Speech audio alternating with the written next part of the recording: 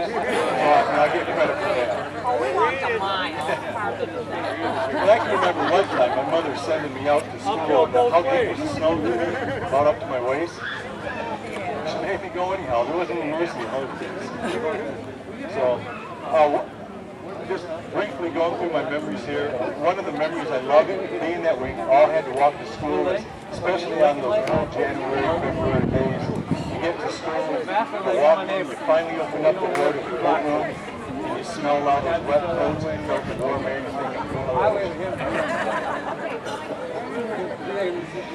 And another thing is, like seeing all your things, Brenda, Rita, Dwight, all you guys, seeing you guys again, it's like family. It's just like seeing my brothers and sisters. We all grew up here. It was community back then. I think that's what, big churches, big schools nowadays, it's the one thing they don't have that closeness. And I just love seeing these people. We were extended family. And, we had all the neighborhood mothers that were welcome in all the homes. We were families all. And I was telling Mrs. Dean, I think it was Mrs. Dean about this. I remember, I had a hard time concentrating in class sometimes. Did you ever notice that? I don't know how she put up with it. But I remember sitting in class, and I'm kind of a big guy, and I like to eat. And I can remember the park bell, the rip up, the best food. I can remember sitting there, smelling the scalloped potatoes and ham and onions coming up through that old classroom. I think I'm not going to make it that lunchtime. But I remember white milk and 2 cents. Chocolate milk, that was for the rich kids, that was 3 cents. And, oh boy. Let's see here. How many was that? And we had 3 classes. We had kindergarten downstairs. We had 3 classes in both rooms. The old room, which is 1896 room, and the new room, which was 1951. We had 3 classes each, and then we had kindergarten downstairs. And the kind of neat thing about that is, for one thing, you got to hang out with the older kids. That was cool. And incidentally, every once in a while, you would learn something.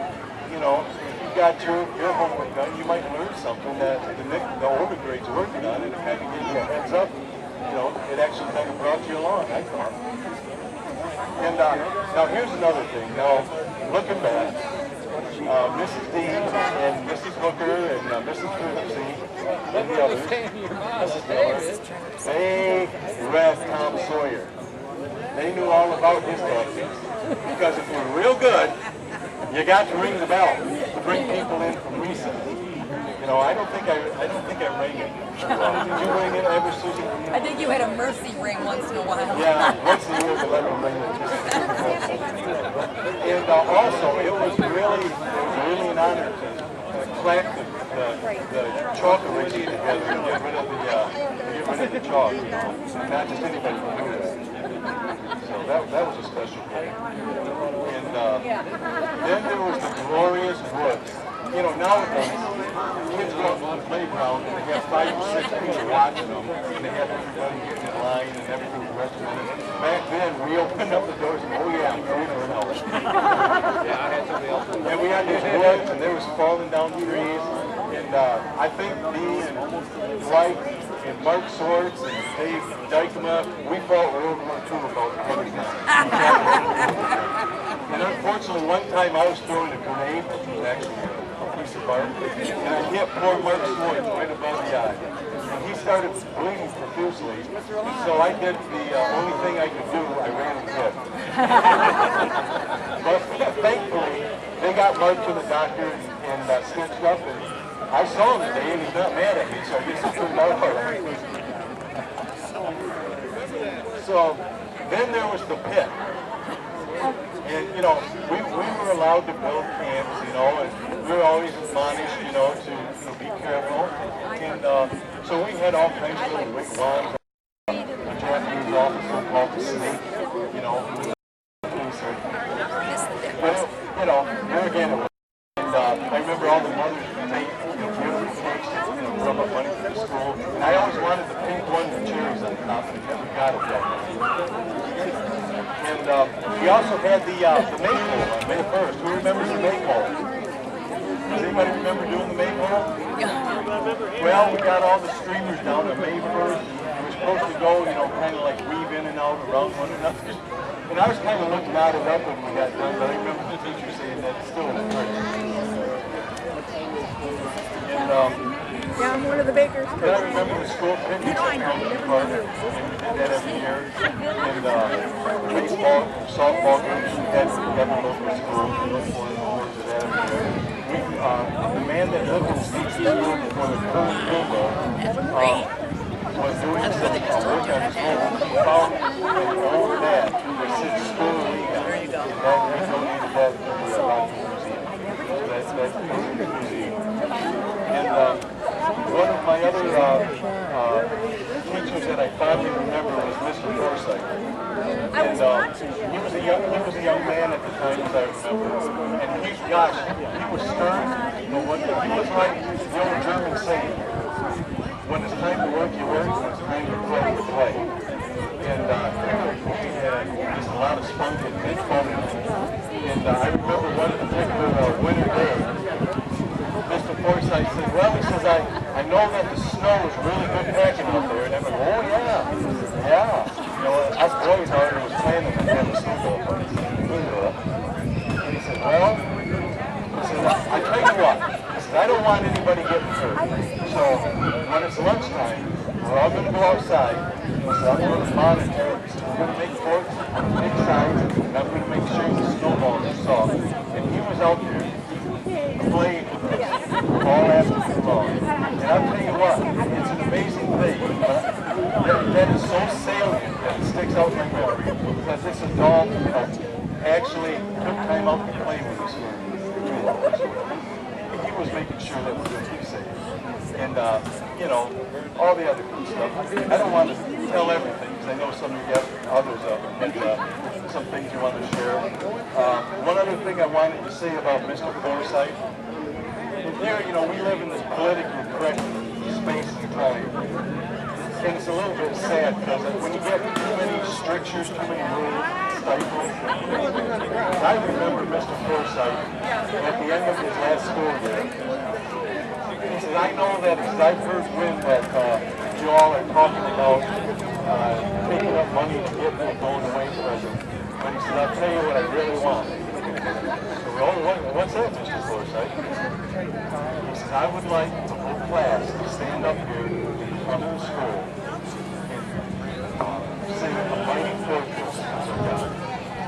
So Janet Post, she knew how to play the piano.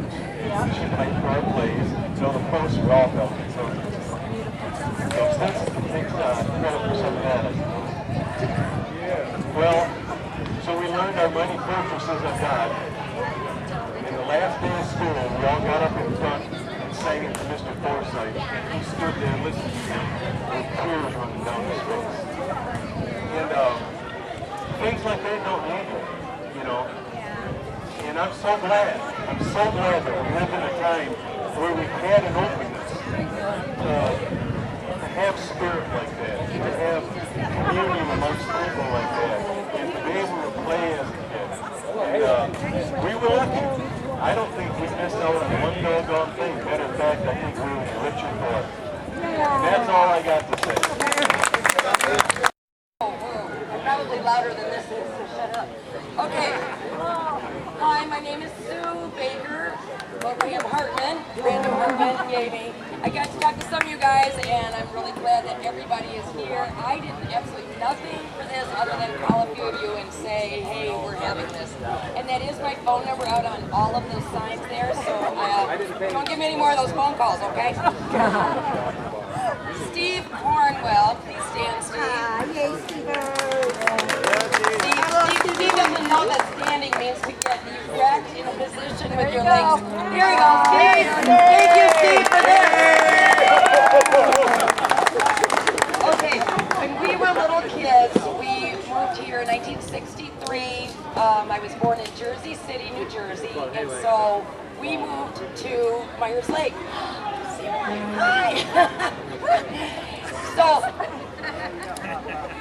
So we really didn't know anything about the country and all, and it was just really, really country. And so my brother Bob, who isn't here, kept telling Steve Cornwell that I was really tough because I was from Jersey. And unbeknownst to me, I had no idea that this conversation was going on. Well, in Steve's mind, I am this big bad 5-year-old, and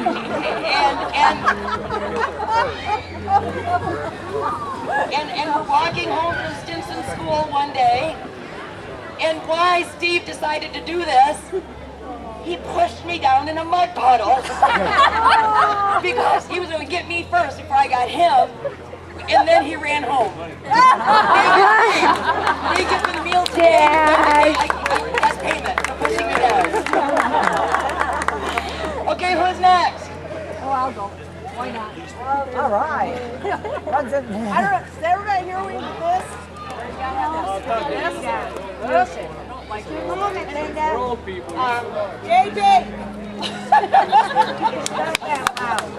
Okay, I came here, like I said, 63. I was 10 years old.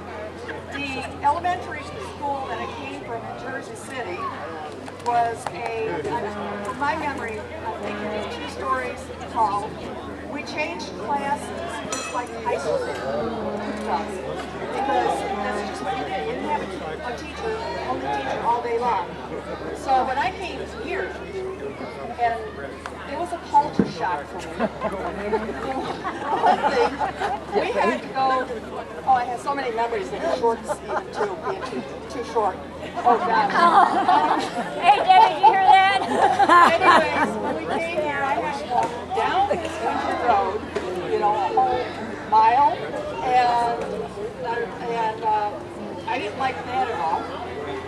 Then we had to have school, one teacher all day long, same desk, and it was so boring to me. I couldn't stand it. Let's see.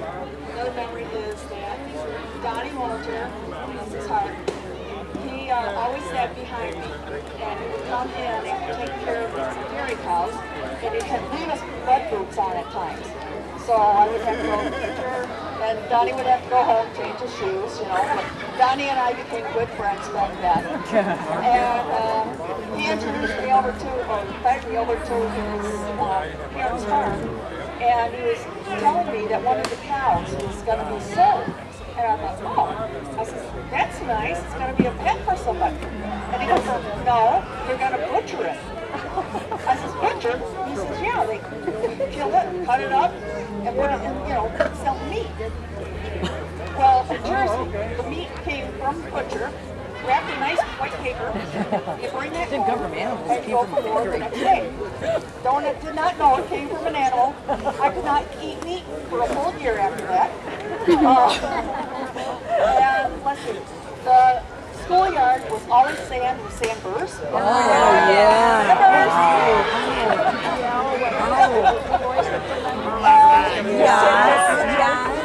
They're terrible.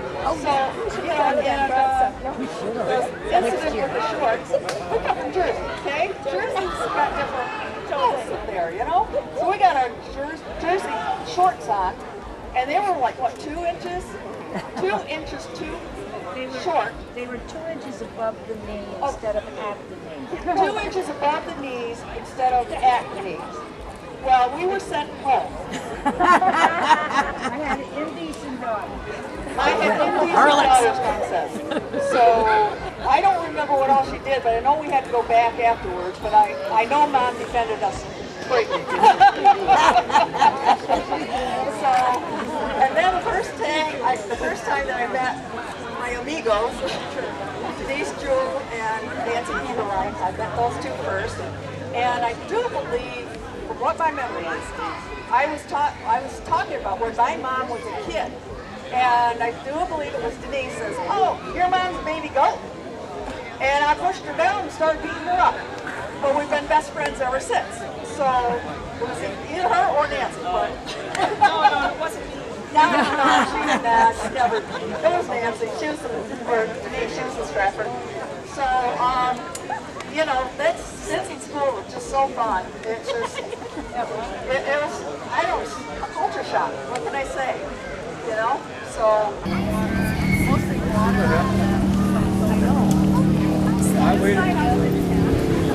Caleb, happy birthday.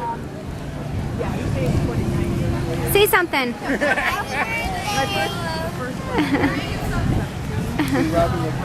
I'm not taking a picture, I'm videoing. You guys are still like you're getting a picture. That's like so Not good. My mother was a cook for a while.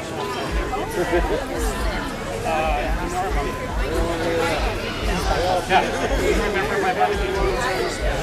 Well,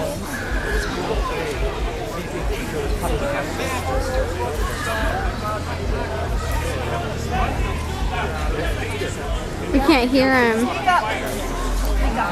caught on fire. And man, did I get in trouble with the teacher, the cook, and my dad. I didn't like my mother being mean. And the other good memory I have was Miss Stoliker had a 57 Ford hardtop convertible, and she'd give us a ride home. It was so cool.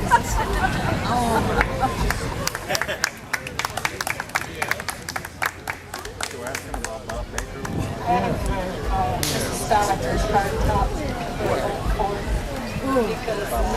My name is Rita.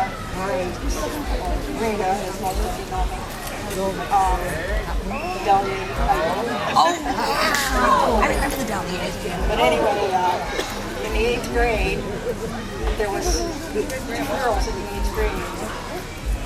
It was Carol Beck and myself. And we took that hardtop convertible and we made enough money, the 2 of us, selling candy. Some kind of candy. We used to sell, we sold candy. We made $144.